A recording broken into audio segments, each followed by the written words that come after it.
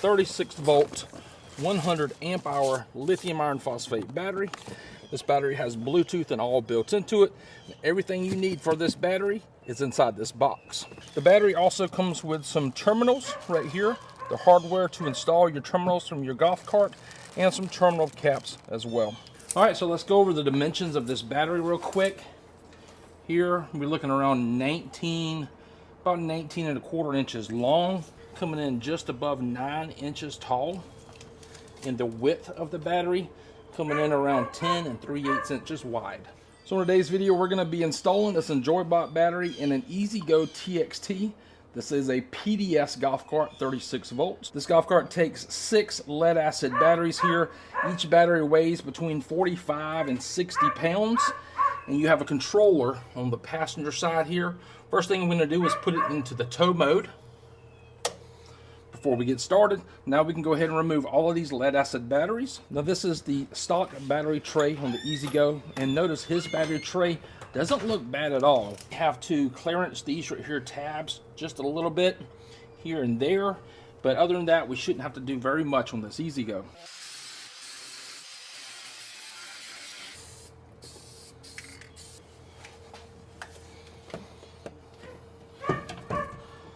And it fits perfect. Snug right down here in the front of the tray. One battery will probably give you between 30 and 40 miles of range. You have another spot you could put 2 batteries in a single golf cart to double that range, but I think 30 miles per charge would probably be great. What do you think? Yeah, I don't think we'll be going any further than that. All right, the battery's in the golf cart. Now we need to connect the battery to the golf cart itself through the cables and wires. Let's talk about something here though. This right here is the main cable going to the controller, and this is the smaller gauge wire going to the charge receptacle.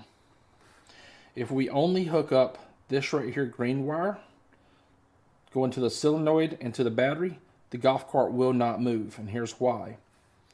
This white wire here that's in the back of the charge receptacle right here, you see a little small wire? On an EasyGo, you have a reed switch. So if your batteries were stock lead acid batteries, you had a stock charger, the reed switch is designed that when you plug your charger in, that the golf cart will not move.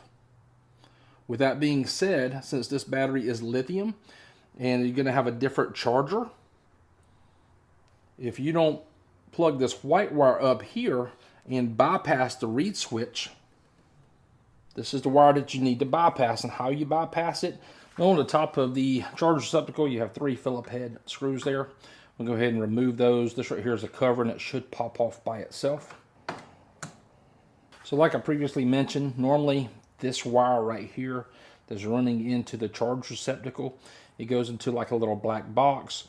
The new lithium charger will not work with the reed switch, so we had to go ahead and bypass that. Basically, we took the wire, put an end on it here, put a ring terminal on it here, and plugged it up. So it's good to go now.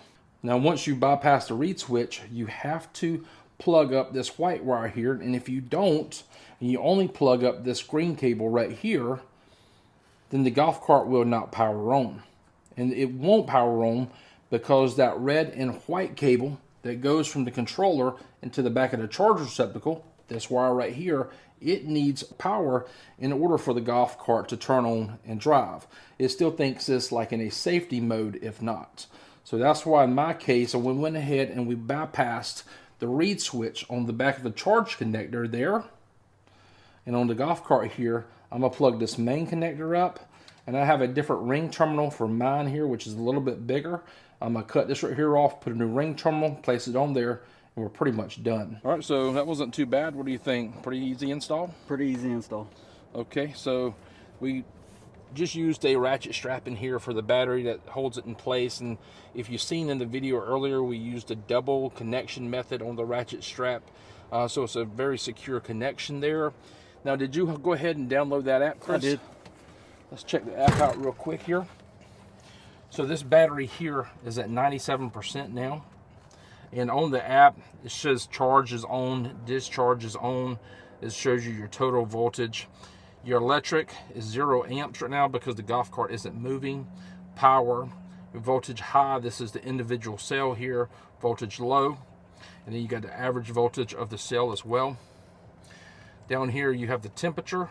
You have it in Fahrenheit and Celsius of the battery and the BMS. And you also have the individual cells voltage as well. Now, a cool feature about this right here is, say you have like kids that drive the golf cart, and if you want to disable the golf cart, where you can come in here, hit the switch there, you hear the golf cart, it lost power, and then you allow the kids to have control of the golf cart again. Well, you can turn the battery on directly from the app here. You can do the same thing for charging as well.